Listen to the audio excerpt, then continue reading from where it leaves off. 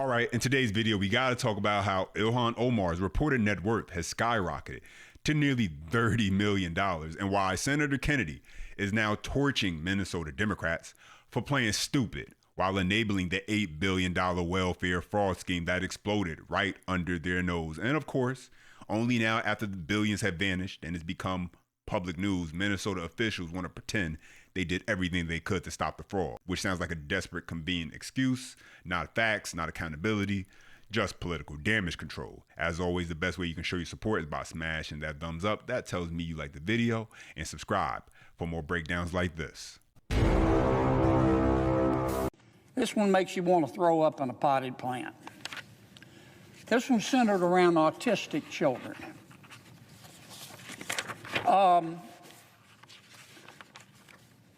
Once again, in this third program, a group of providers, supposedly medical providers, got together and they went to the welfare authorities in Minnesota and said, we need money to help autistic children. You say, well, that's a wonderful thing to do. And then these providers, once the welfare department at the state government in Minnesota gave them the okay, they went out and started recruiting autistic children. You say, well, okay, we have to get the word out somehow. But they couldn't find very many autistic children. So they started going to parents in the Somali community and saying, can we call your child autistic? All right, and this is just to add on to what Senator Kennedy is talking about right here. This comes straight from the Department of Justice. You can look this up yourself, their website. Press release, first defendant charged in autism fraud scheme. A woman by the name of Asha Farhan Hassan, a 28-year-old, was charged with federal information with wire fraud for her role in the $14 million, listen to that again, the $14 million autism fraud scheme. Hassan was also charged with participating in the Feeding Our Future fraud scheme. We know that to be the fraud scheme where they were saying they were feeding all these kids, these hundreds, if not thousands of kids, when in fact they weren't. These restaurants were simply doing fake invoices, fake billing to the federal government for reimbursements, which end up going to what, 250 million as far as how much they got from the government, stolen taxpayer dollars.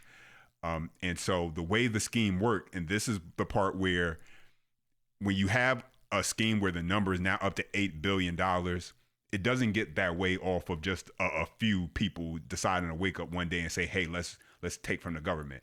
It takes different people in different positions playing a different role. And so I want you guys to listen to what the DOJ discovered through, their information here. It says, as a recruitment tactic to drive up enrollment, Hassan and her partners paid monthly kickbacks. This is what you heard from Senator Kennedy. Monthly cash kickback payments to the parents of the children who enrolled in their smart therapy to receive autism services. These kickbacks range from approximately $300 to $1,500 per month per child. And so if you had a family where you had 4 kids, that was potentially, you'll get $6,000 off of 4 kids. And this isn't a one-time payment, guys. Remember, this is per child per month, $6,000. And so potentially parents could easily with a family that size in a matter of half a year, rake in well over what? $36,000. One family.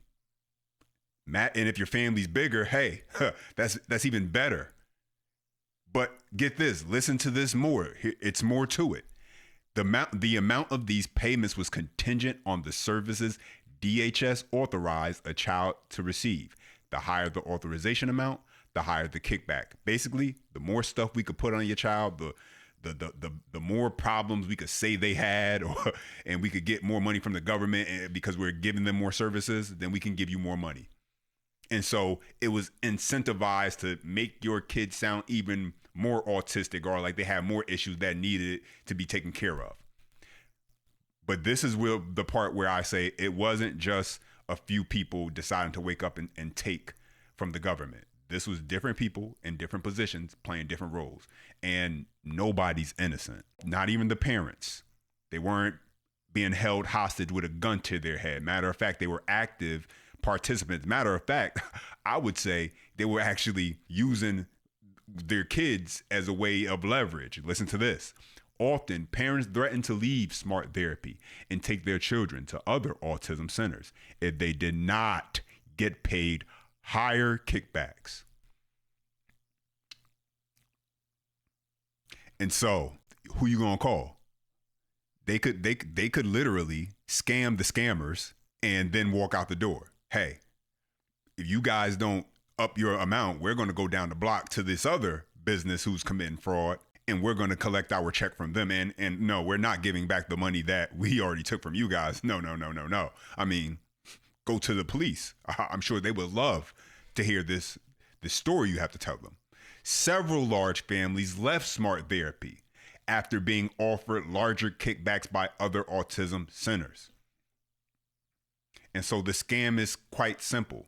If you're a family, hey, we can milk the cow here at this business, and then eventually when they don't want to continue to give us more money, we can go across the street and get even more money. If you have a family of 4, in 6 months, you can get $36,000, if not more.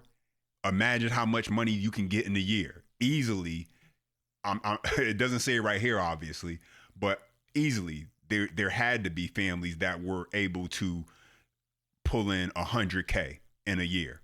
Talk about having no values or no morals. Okay, you struggling. Life is hard. Not the first person. But to label your kids as having autism for $1, how low is that?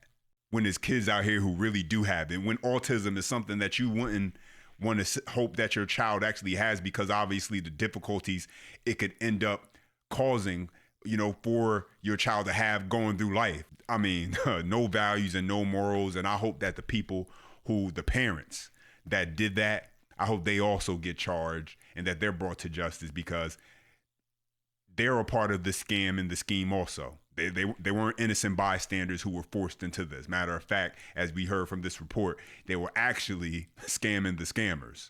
Go figure. And so, yeah, now only after this whole thing has become a national story where Minnesota can no longer sweep this under the rug, Governor Tim Walz and the political leaders out there, now they're taking action and they're putting a pause on the DHS disability service licenses. Get this, after an insane 283% spike in applicants for those licenses. Take a listen. The state says it notified providers and lawmakers at the beginning of this week. This letter to legislative leaders says growth of home and community-based services has outpaced the need of enrolled participants. In the last 5 years, it says the number of waiver participants grew by nearly 25%. The average number of active licenses rose by more than 50%, and new applications grew by 283%. The letter says right now there are more than 2,500 active licenses and more than 2,300 pending applications. Have you ever had a moment that changed your life? One accident, one employer who doesn't care, one hospital bill you couldn't pay.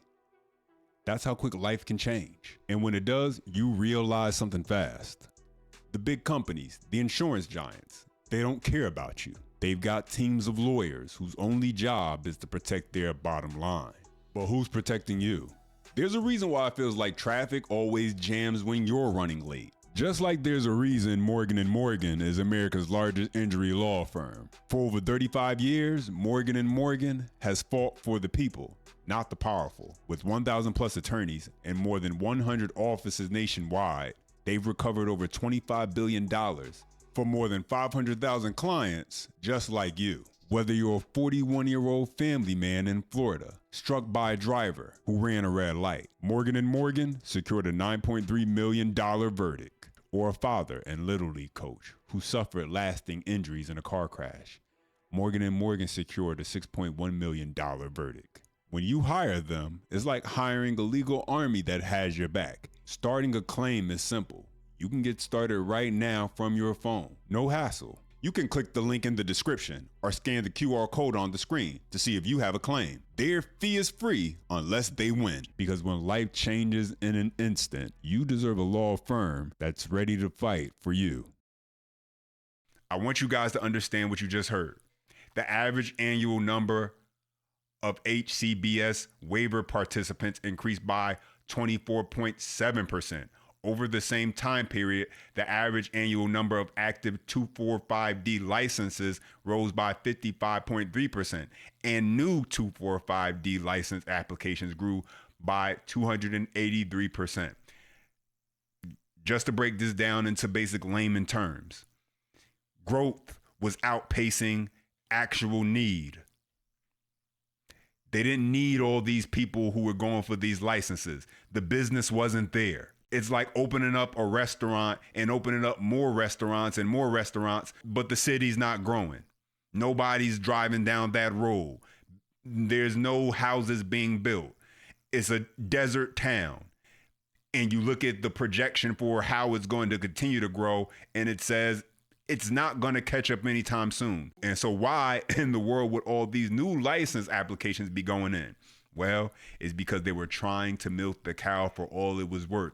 It seemed like easy money. I mean, hey, nobody was actually doing any oversight. There were no guardrails. Tim Walz, Ilhan Omar, Minneapolis mayor, all of the politicians in Minnesota, whether it was by design, which I believe, or just willful ignorance, it got out of hand because the people on the ground level, they figure, hey, why not keep the scam going? Who's going to stop us? Which is why you now have the Department of Justice calling this the largest welfare fraud scheme in American history. Now, let's go to what the Attorney General has to say, because he's still running the same entire playbook. According to him, the president is a racist, and this entire crackdown is somehow targeting the Somali community. Give me a break. Not holding people accountable for an $8 billion fraud disaster. Take a listen. Attorney General, I want to get back to this playbook that you outlined from the president of what he does when he's backed into a corner and wants to detract attention. He also, in the past, has historically used isolated instances to justify this language of bigotry and paints with extremely broad brushstrokes and make these generalizations. He has owned in on this investigation into Feeding Our Future, which your office actually prosecuted. I'm wondering if you can set the record straight here and talk a little bit about this investigation and what it entailed and how isolated it actually was. Well, it was the U.S. Attorney's Office that actually brought the prosecutions. My office contributed and gave evidence and information to advance the prosecution. But I want to say thank you and hats off and congratulations to our colleagues in the U.S. Attorney's Office for a job well done. They've prosecuted over 78 of these people. But let me just say this. We all want to protect the public dollar. We want to prosecute people who engage in fraud. We are up for that. But we can't do it on a partisan basis. We got to do it together. We can't use incidents like this to score a political point. We got to come in as a state and say, you will not steal money intended for poor people, and prosecute them. That's how we protect the resources of the state of Minnesota. I mean, give me a break. The art of deflection is what you just watched right there. And here's the part that really blows up the whole "we did everything we could" narrative. It's only now, after 2022, after the FBI raids, after the Feeding Our Future indictments, that the prosecutions actually started to look serious. Before that, remember, you had the same people now screaming about fraud. They were taking donations from the very same networks that were milking the system. Minnesota Democrats, including, Keith Ellison, Ilhan Omar, Keith Ellison's son, Jacob Fry, and others pulled in over $53,000 in campaign cash from individuals who are now indicted in the fraud scheme.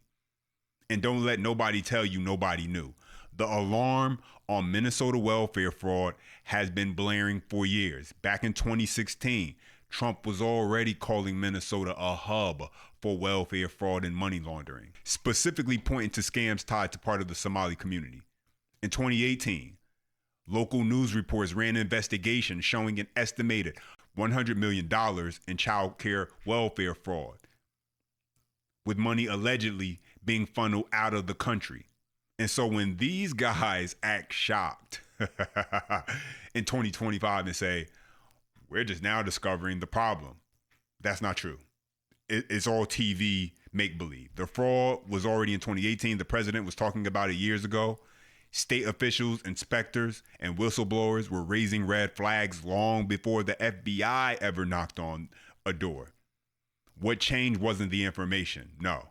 What changed is that federal authorities finally stepped in, treated it like the criminal operation it is, and started dropping indictments. As of now, roughly 75 to 80 defendants have been charged in defeating our future web alone, with dozens already convicted in federal court. So no, Keith Ellison doesn't get to stroll in and now act like the hero who cleaned up the mess.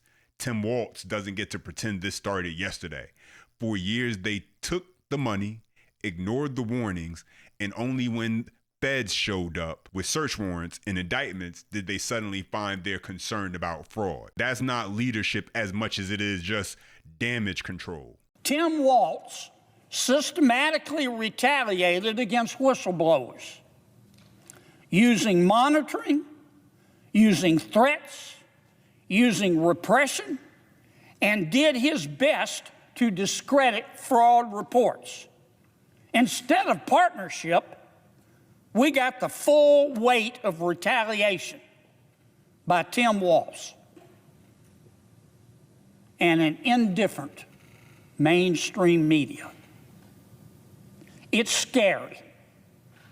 It is disgusting, Mr. President. Disgusting.